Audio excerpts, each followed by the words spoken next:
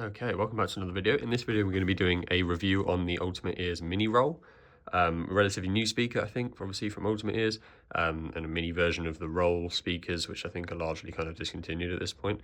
But yeah, it's, excuse the shadows here, it's like sunny coming through the window, but yeah, quite a nice little size, very light. It's about 277 grams, I think, so kind of JBL clip shape, size and weight. Maybe slightly heavier, but yeah, standard Ultimate Ears design. We've got the big volume buttons on the top. We've got a strap on the back which can be unhooked, and then you can kind of clip it around poles and things, etc. Yeah, quite kind of tight, but you know, enough flex in it that you could hang it pretty much anywhere you see fit. You got one USB-C port on this, nothing more, unfortunately.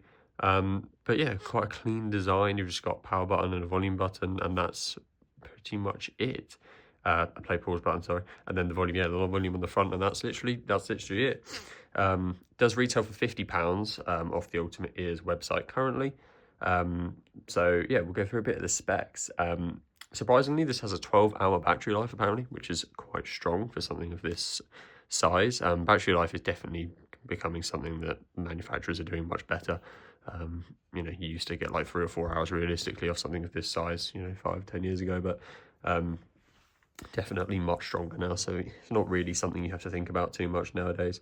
In terms of drivers in here, we've got one 45.6mm active driver in the middle, and we've got one 37x65mm passive radiator to kind of, you know, enhance the bass coming out of this thing a little bit. We'll see whether that works a bit later on. It's running Bluetooth 5.3, so latest version of Bluetooth. It's got an IP67 dust and water resistance rating, which is, yeah, again, pretty standard. They say it's got a peak of 80.5 watts from this speaker, which is impressive. But yeah, that won't be like RMS, that'll just be like it's at its very peak.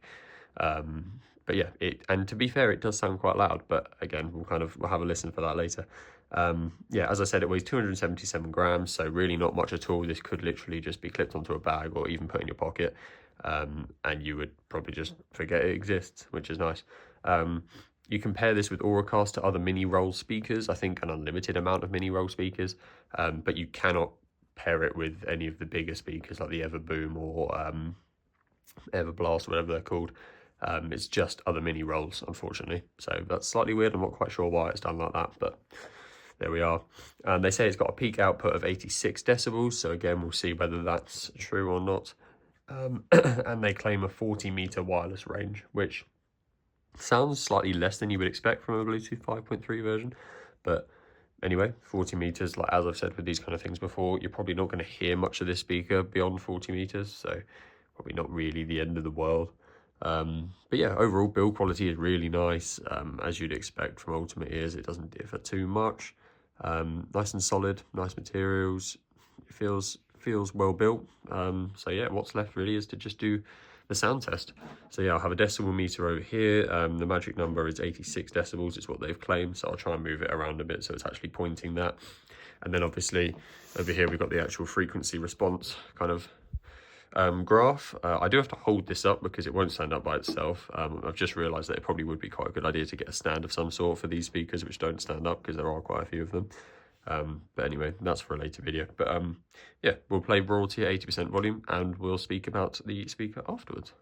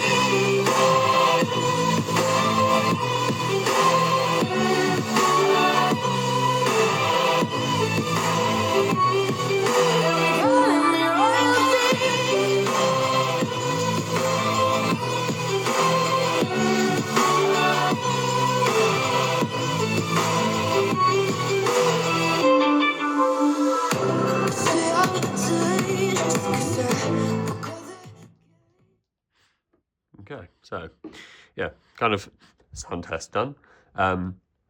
I noticed that when the speaker was pointing at the decibel meter, we were getting 95, 96 even, so quite a bit higher than they actually claimed at 86. But yeah, obviously that is like literally 10 centimeters away. Maybe a meter or so away, it would be closer to the 86 mark. But yeah, probably louder than they actually kind of claim or, make out on their website, which is nice. Yeah, it's an impressively loud sound from this. It really is. You don't get 95 decibels off something of this size very often. And then, yeah, as far as the actual frequency range goes, they didn't really claim anything on their website, but you can see that it's actually really strong all across the board here, really. It goes up very high to the end of the kind of the frequency range. It only really starts dropping off at about 18, 20,000, which is very impressive for something of this size again. And the bass is quite strong as well. We get a sudden drop off, around the 100, it kind of tails off, but then it stays quite strong until 60, 65, and then there's a steady decline, kind of from there until the low end. But on other speakers you'd see a much more kind of like dramatic fall off, and you really aren't getting that here. So it's quite strong all across the board, really. Clearly that one kind of full range driver is doing quite well in here, which is really impressive.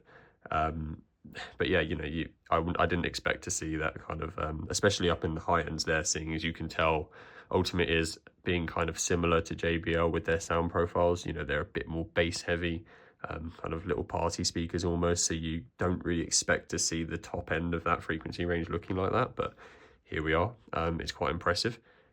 So yeah, I mean, for 50 quid, what is there to complain about here? It's a nice build, portable. The only thing, I don't like the fact it doesn't have an aux. I do always like to have an aux on speakers, but so few of them are coming with them nowadays that you can't even really put it down as a negative anymore. It's just a given that then the speakers of this size are not going to have an aux input, which is a shame. But other than that, I really can't think of anything that this speaker is missing. Like, sure, it's not got AI features or kind of, anything fancy going on, but it's small, it's built for purpose, it's cheap, and it sounds better than most of its competition. I would definitely take this over a JBL Clip or anything like that. I think it sounds louder and stronger, and it's a nicer design, I think, because the Clip has always seemed slightly gimmicky to me.